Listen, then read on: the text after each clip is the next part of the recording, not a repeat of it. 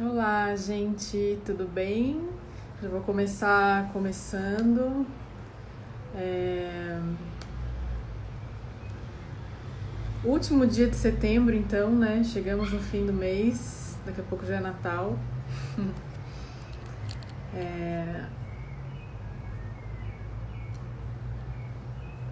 Bom, vamos lá.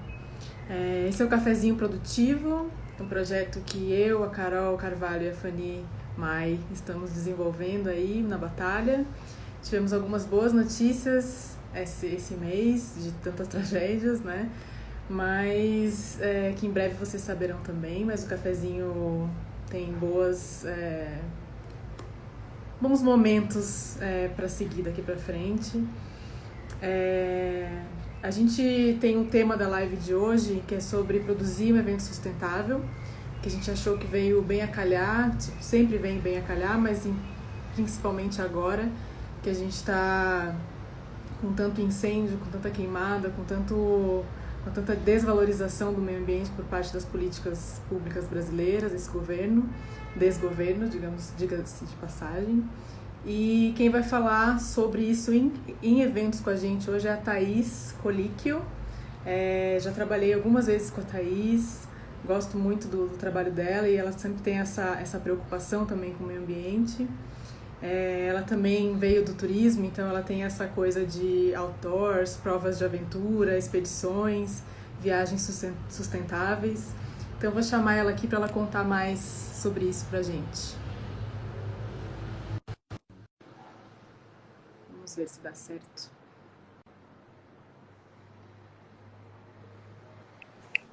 Ei, tô aqui com Aí, vocês! Cheguei! bem-vinda, Thaís. Como tá esse calor aí? Olha, tá delícia. Para quem gosta de calor, tá tendo calor. Tá Então, é tendo, isso. Eu né? falei para vocês que eu ia fazer um cafezinho, botei ele no freezer, falei que hoje vai ser café gelado, mas que vai ter Boa. cafezinho pra gente conversar.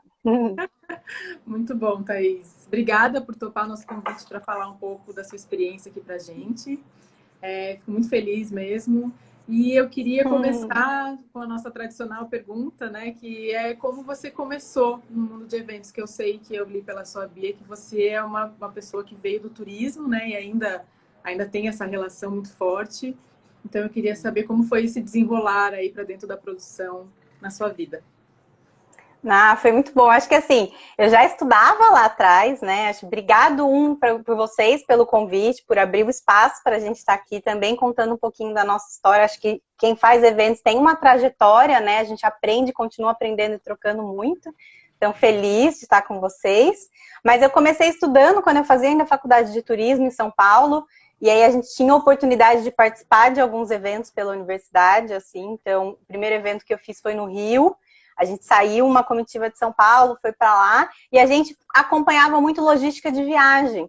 Então, a logística de viagem me colocou dentro do mundo de eventos, assim, desde sempre. Então, eu comecei a estudar turismo fazendo eventos. E aí, eu conseguia mesclar muito bem as duas coisas.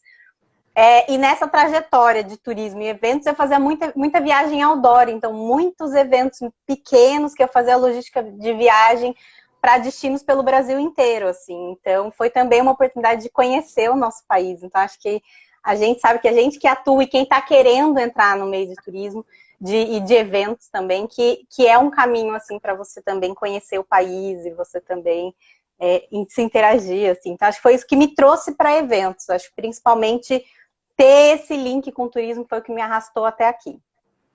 Entendi. Essa parte do turismo também, o próprio turismo ser sustentável e não só de exploração, também é uma questão que é bem importante, né, hoje em dia. Ainda mais aqui, a gente está falando de Brasil, né, mas mundialmente a gente sabe que é algo que está sendo bem quisto, né, que as pessoas pensem, têm esse Verdade. pensamento, assim. E aí eu queria que você, porque eu sei que você também está fazendo um mestrado que envolve inovação. E isso também tem Uhum. muito a ver, né, com essas pesquisas e desenvolver novos métodos. Eu não sei, me explica um pouco. É por aí. Aí acho que assim, a vontade e a curiosidade de conhecer novas formas de fazer as coisas. Então, acho que quando a gente conversa um pouco de inovação e a gente tem isso dentro da gente, né?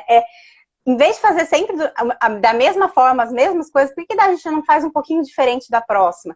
E eu acho que isso tem muito a ver quando a gente fala de eventos de qualidade, né? Se a gente faz várias edições de algum evento, que eu posso sempre melhorar e sempre aumentar esse meu sarrafo, assim, para ir mudando e melhorando. E acho que inovação é um pouco disso, assim. A inovação, ela, na verdade, não é tão spin-off, assim, ela não é tão gigantesca, ela também está nas pequenas coisas e pequenas mudanças que a gente faz, ainda que incrementais, mas que fazem a diferença no impacto lá na frente, né? E acho que aí está um link também com sustentabilidade. Quando a gente fala de inovação, de implementação de tecnologia, e a gente está vendo os eventos passarem por isso, entrar essa coisa dos eventos híbridos que vão ficar e que diminuem muito o impacto que a gente tem com os eventos, né? Principalmente quando a gente fala em deslocamento, como é que eu trago palestrantes ou speakers do mundo inteiro e sem nem ter que deslocar eles de avião, por exemplo, e que impacto isso tem na emissão de carbono. Então, acho que os eventos híbridos estão mesclando tecnologia, sustentabilidade, uma nova experiência para os usuários, né? E de uma forma inovadora, isso vem para ficar. Então, a gente vai reaprender, a gente vai começar a aprender de novo sempre várias coisas, assim, continuar aprendendo. Legal, legal ter esse panorama, assim, porque eu vou dividir em partes essa entrevista, porque eu sou meio metódica, assim, então, para eu entender direito uma coisa, eu gosto de dividir em partes. Acho que eu conheço a Ariela, pode vir, Eri. Mas o que eu estava pensando, assim, é porque muita gente pensa, o evento sustentável é aquele que tem lixeira reciclável, ou que pensa em reciclagem. O que, ok, faz parte também, mas não é só isso, né? A gente sabe que existem os aspectos... Opa, aí, ó, sustentabilidade. Já tá meus projetos aqui, os futuros. A gente sabe que tem os aspectos ambientais, sociais, de governança, então eu queria que você falasse um pouquinho sobre isso. E também, se for muita coisa, depois eu repito, né? Mas começar dividindo entre planejamento e pré-produção, de quando você pensa no evento, já tentar colocar isso antes, né? E depois a gente fala sobre as outras etapas do evento também. Tá, não, legal. Eu acho que assim, para a gente se organizar, a gente tem que pensar que sustentabilidade também não é só um selinho verde, né? Então, ela não tem aquele selo ambiental. Então, que a gente linka muito com as lixeiras de coleta seletiva, que são com o material descartável, que hoje também está muito em alta, né? Mas isso são pequenas ações dentro de um conceito maior de sustentabilidade. Quando a gente fala mesmo de sustentabilidade, principalmente quando a gente vai para a prática, a gente tem que ter uma elasticidade um pouco maior aí. A gente vai pensar que a gente está falando, sim, do que é ambientalmente correto, né? E cada vez mais, acho que vai ser uma demanda também que a gente vai assimilar dentro dos eventos. A gente vai falar da responsabilidade socioambiental, então responsabilidade com as pessoas e com os clientes e com o mundo. Então, principalmente, a gente se sentir responsável. Eu acho que esse cuidado que a gente tem a nível de planejamento, essa responsabilidade que a gente tem de dar o exemplo, de fazer a diferença, tá dentro, né? E o econômico. Então, por exemplo, como é que eu faço um evento e eu tenho um budget? E como é que eu faço esse evento ser o mais eficiente possível? Então, que o meu custo-benefício seja o melhor possível para o meu evento, para a experiência do meu cliente, para o posicionamento da marca e para a experiência de quem veio até aqui, assim, de quem veio participar com a gente, né? Então, essa eficiência é muito importante e ela está alinhada quando a gente está pensando lá no planejamento, lá na nossa pré, e aí falando também um pouco de como a gente atua. Eu faço muito checklist, assim, de coisas que eu faço, que é o mínimo que o evento tem que ter. Esse checklist eu já cumpro, eu já coloco ele no meu planejamento. E aí eu acomodo dentro do meu budget, da minha organização, quais outras ações a mais eu posso fazer. Porque eu não preciso ficar só no mínimo, né? Eu posso ir colocando mais ações dentro do meu evento que eu consigo impactar mais o resultado final, assim. Então, cumpre o mínimo, legal, mas vai além, né? Faz mais. Então, acho que isso é um pouco do planejamento.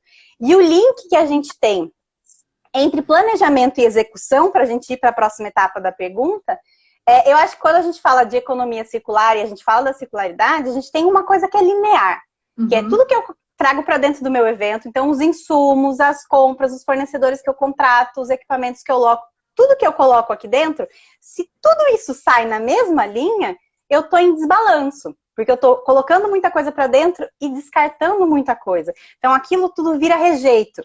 E aí a gente tem que lembrar que não tem jogar fora. A gente não faz lixo. Lixo não existe jogar fora.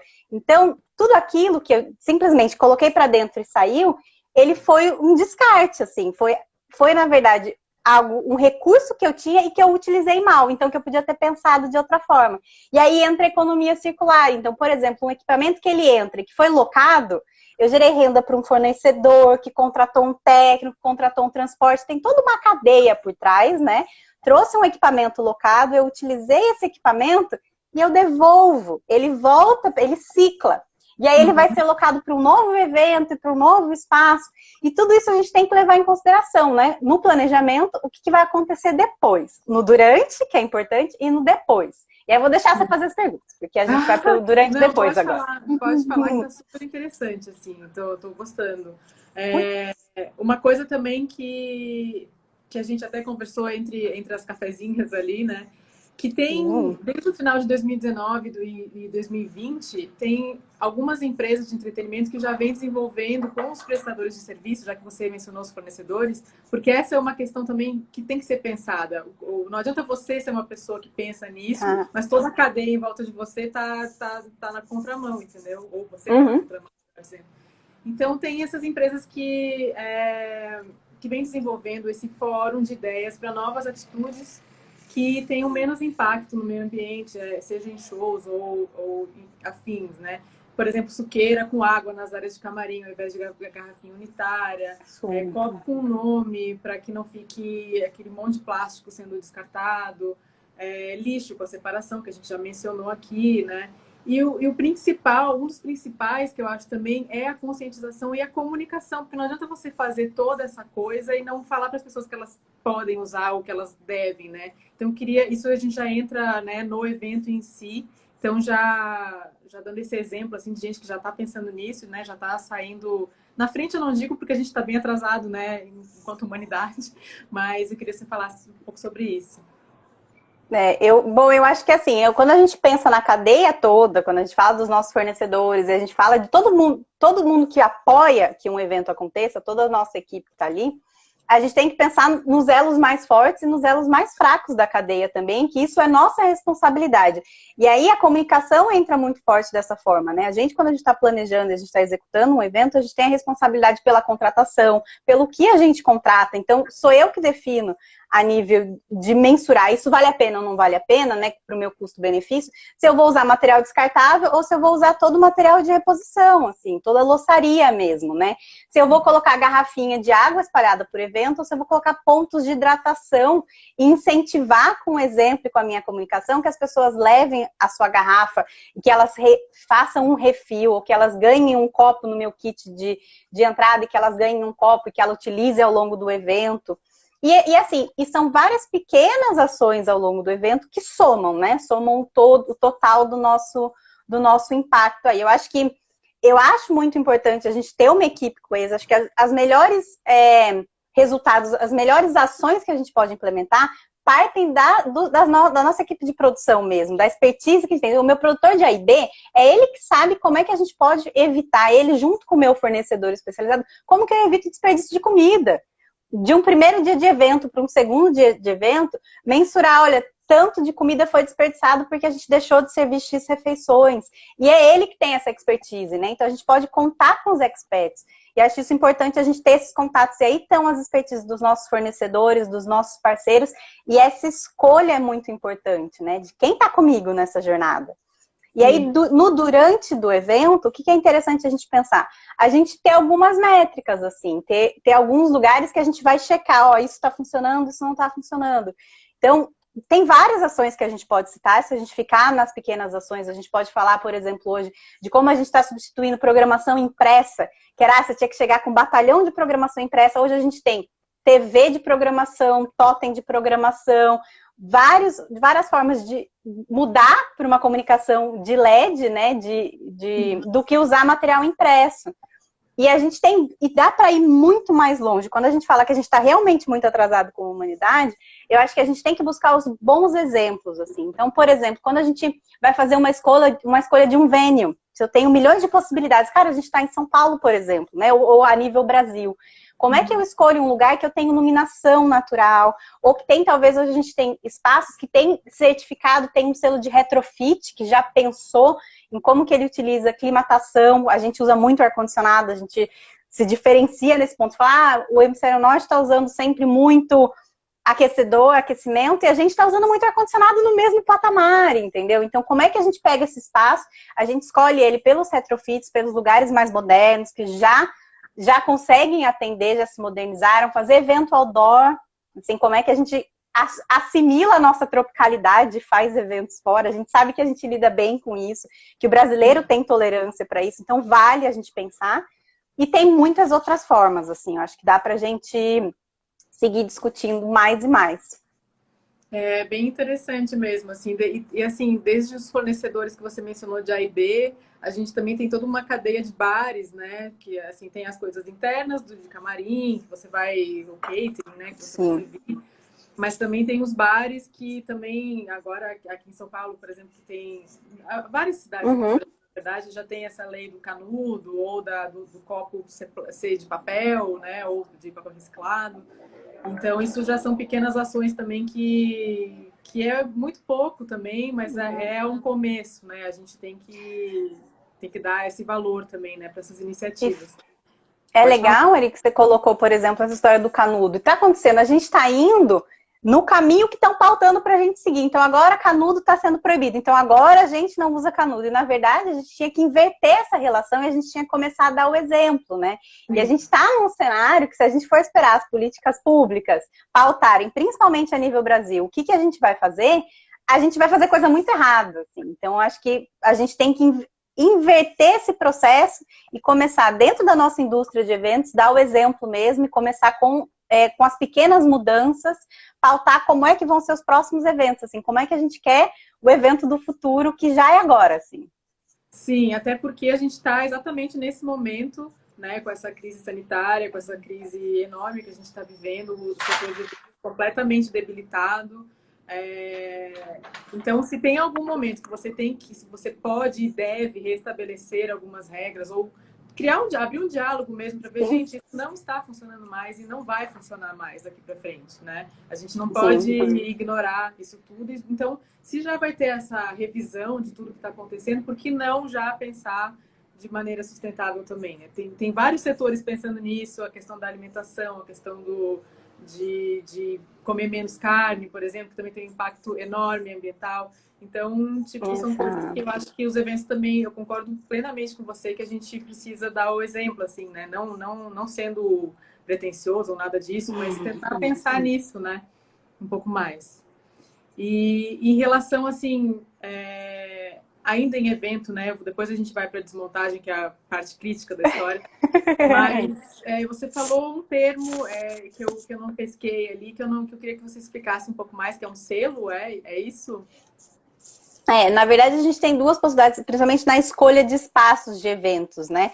Que é um termo que a gente usa, que a gente fala que é o retrofit, que são espaços, como é que você repensa o uso energético do seu espaço, por exemplo. Então, tanto troca de iluminação, os pontos de iluminação, abrir iluminação natural, uso energético mesmo, de isolamento térmico, etc. Então, o retrofit é você fazer. E, na verdade, não é a gente que faz. Um espaço de evento, por exemplo, já pode ter, e a gente tem que estar antenado para pescar quais são os espaços do nosso entorno que já pensaram nisso, já fizeram um entendimento. Porque alguns espaços, por exemplo, se você pega uma construção que é muito antiga, você vai fazer um evento dentro de um museu, dentro de um prédio muito antigo, esse prédio pode estar sendo adaptado para receber iluminação, receber ar-condicionado ou climatização, né? E aí essa adaptação faz com que ele consuma menos energia. Então isso é um conceito de retrofit, assim, repensar o uso dos espaços de forma energética. E o outro são certificações, assim, existe certificação de eficiência energética, por exemplo, como é o LEED, que está muito em alta internacionalmente, assim, os espaços usam certificação LEED, cidade usa certificação LEED, que é para falar, olha, eu estou fazendo a minha lição de casa, eu me preocupo com a forma como eu uso energia, né? E também é uma possibilidade. Então, são dois caminhos.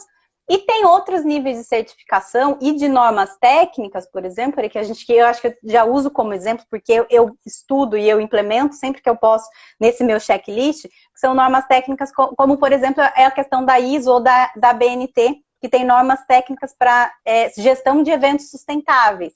E aí, dá esse nosso olhar, quando a gente está fazendo a produção, quando a gente está planejando, mais amplo.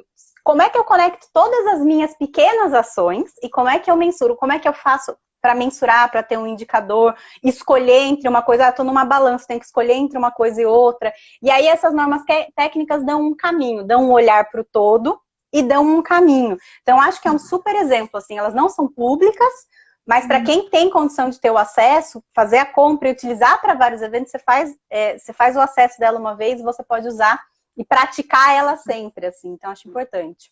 Bem interessante mesmo. E a partir disso você vai adaptando para cada realidade, né? Porque também Exato. Coisas que... E... Bom, e... Então a gente vai entrar na desmontagem, né? Na famigerada desmontagem. E também em relação, que a gente falou de valores, né? Porque ainda tem essa imagem de que fazer um evento sustentável ainda é muito caro, né? Porque você vai ter que... Primeiro você vai ter que pensar nisso, né? E às vezes as pessoas não estão muito afim de pensar nessas coisas. E então eu queria saber um pouco disso, assim, dessa questão de valores e também esse pós-evento, que é a desmontagem, que, como a gente falou, que é um momento bastante crítico, porque tem a questão do descarte, tem a questão de entregar o lugar. Por exemplo, se você vai no outdoors, que nem você falou, você vai fazer um evento fora, você vai entregar ele da maneira que você recebeu, a grama vai estar do mesmo jeito, né? A fauna, sei lá, se tiver muitos pássaros, quero, né? Uma vez eu fiz um evento que a gente fez um cercadinho pro quero, coitado, porque ele tava... É a casa dele. É o lugar dele, né? Peraí, eu tô ocupando o lugar do quero. Exato. Então, eu queria que você falasse um pouco mais sobre esse momento também da desmontagem. Eu vou começar pelos custos, que eu acho que é interessante a gente abordar. Eu acho que custos vai muito uma questão de articulação. Então, se você tem contato com os seus fornecedores e você articula custos no sentido de comparação, então, a gente sabe que qualidade e quantidade não andam de mão dada. Então, por exemplo, os fornecedores mais usados ou o volume nem sempre é o ideal, a gente pode repensar essa relação. E, na verdade, a gente pode escolher os fornecedores, escolher os nossos parceiros para o nosso evento, que tenham esse mesmo conceito, que estejam alinhados. Eu acho que quando a gente começa a pensar em sustentabilidade, mais a gente se aproxima desses fornecedores. E aí é uma via dupla. Quando eu estou falando articular, eu vou articular todo mundo para a mesma linha. Então, olha, esse evento que vai ter esse conceito, o que você pode entregar, que diferença você pode fazer? E aí a gente pergunta, a gente recebe do fornecedor uma propositiva, né? E aí entra como nesse formato de parceria. Então a gente articula todos os nossos parceiros e a gente pesa, eu tenho um budget, eu tenho que utilizar e usa isso de forma eficiente, né? Eu acho que isso é esse cenário que a gente tem que fazer e vai começando as pequenas mudanças. E acho que para desmontagem, e é mesmo, acho que a desmontagem é o nosso ponto de atenção. Eu acho que quando a gente faz planejamento, a gente dá muita atenção para o pré e para o evento e para o que está acontecendo, né? E a gente não dá a mesma atenção para a desmontagem. E, na verdade, isso também tem que estar em balanço. Daquela mesma forma que a linha linear está desbalanceada, a gente tem que procurar mais circularidade.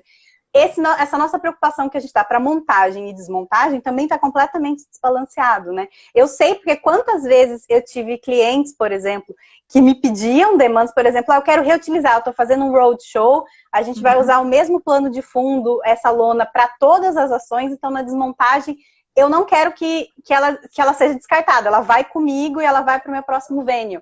E, cara, eu tinha que ficar muito em cima, assim, não rasga a lona, não rasga a lona, não rasga a lona, porque passava faca. A gente já viu, quem já viu desmontagem, sabe quanto tempo leva uma montagem e quanto tempo leva uma desmontagem. E aí, na desmontagem, a gente amontoa coisas, assim. Então, é uma visão muito impactante do quanto a desmontagem é desleixada. Eu tenho uma frase, eu já escrevi isso para Ari, que eu falo que a gente faz sempre uma montagem e um evento top, e a gente faz uma desmontagem slop, que é aquela coisa largada. E a gente tem que inverter isso, a gente tem que equilibrar, a gente tem que pensar e planejar tanto a desmontagem, quanto a gente planeja a montagem. Porque quantos desses materiais podiam estar sendo reutilizados, quantos desses materiais podiam ser devolvidos para um fornecedor e falar assim, olha, isso daqui não foi descartado, a gente não usou hoje, eu fiz um material a mais. E aí eu acho que isso tem que ser melhor balanceado mesmo, assim.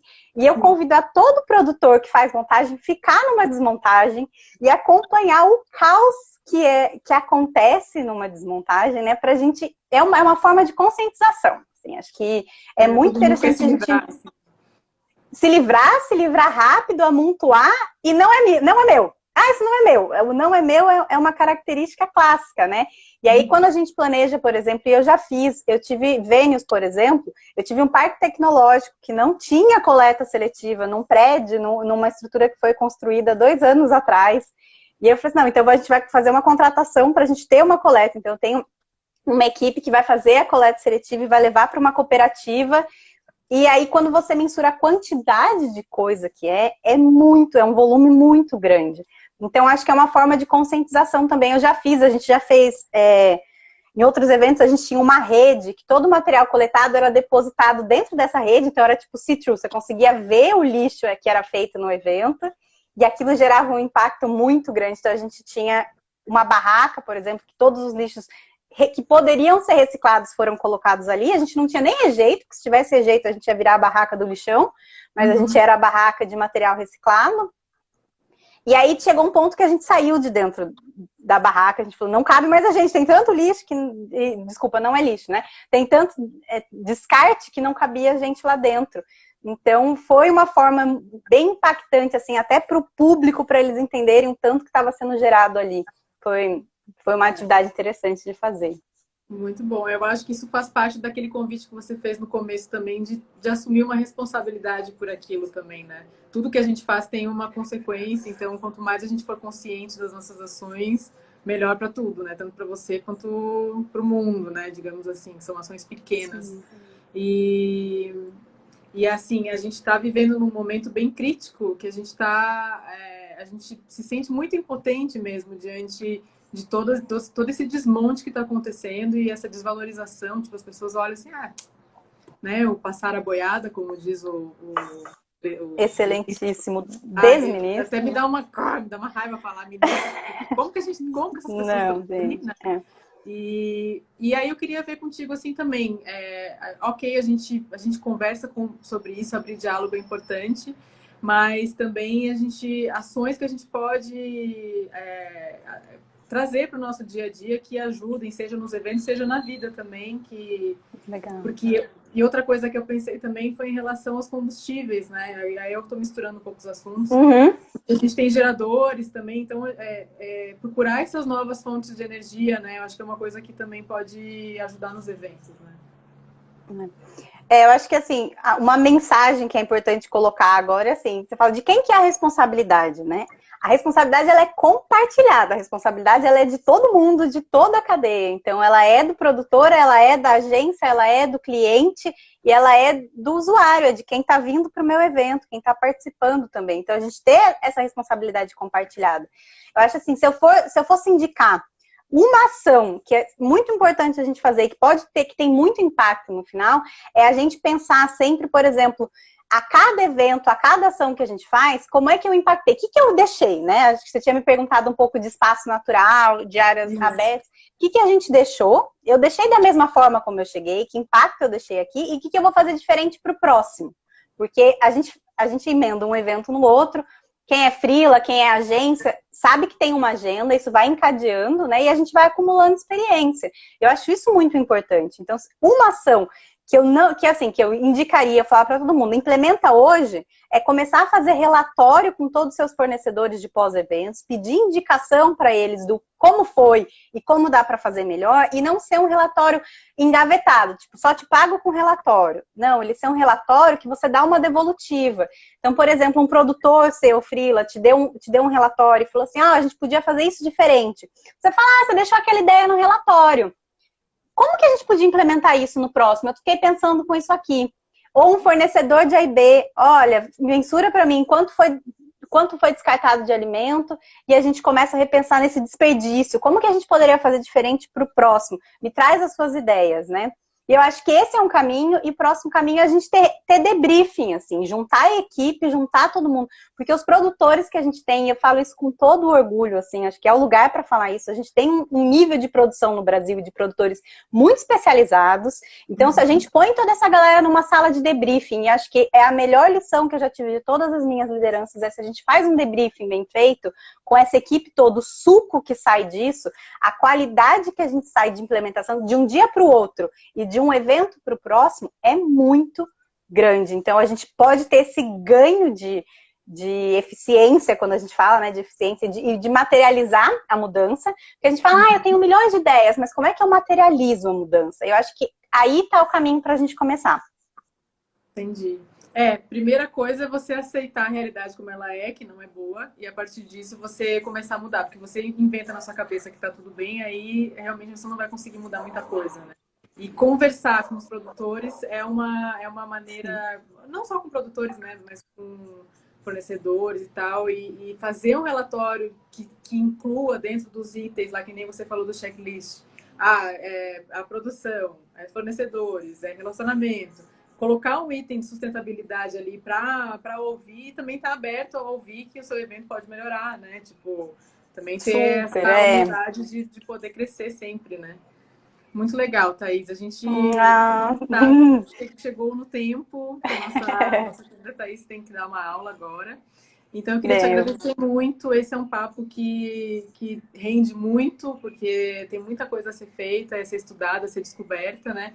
E eu queria ver se você quer deixar uma mensagem aí pra gente finalizar. E muito obrigada. Não, gente, da mesma forma que eu falei que a gente está num nível muito alto, eu acho que eu também estou muito aberta a trocas, assim, a gente aprender um com os outros. Então, o cafezinho não precisa terminar aqui, assim, se alguém quiser, me manda um privado, me manda um inbox, faz um contato, a gente continua essa conversa, toma mais um café virtual, porque café virtual a gente pode fazer a qualquer hora, assim, né? E se aproxima mesmo, acho que fechar esse time de produtores e de fornecedores que estão engajados, assim. E quanto mais gente a gente engajar, melhor é o nosso impacto, assim. Então, vamos pensar em multiplicar mesmo isso. E engajar o nosso setor, a nossa economia, que, querendo ou não, a gente faz parte da economia criativa, depende da gente implementar isso, né? Então, um super prazer, assim. Obrigada mesmo pelo convite, vocês, meninas. Super power, vocês estão mandando muito bem aqui. Acho que o impacto positivo que vocês estão deixando com o cafezinho é muito grande. Então, já pode colocar como ação sustentável de vocês. Obrigada. Vamos falar sobre isso, né? E depois a gente vai tentando colocar no nosso dia a dia. Muito obrigada, Thaís. A gente já tem o tema de outubro, porque setembro acabou, você acredita nisso? Amanhã tem playlist minha, vamos ver se vocês gostam. Ui! Para descomprimir a cabeça, porque chega de ficar botando pressão também, né? E também seguimos com o Productionary e outras ações aqui do cafezinho. Muito obrigada, Thaís, e espero que a gente troque mais vezes por aqui, porque esse assunto também, a sua experiência também é muito relevante. Valeu, gente. Valeu! Quarta-feira.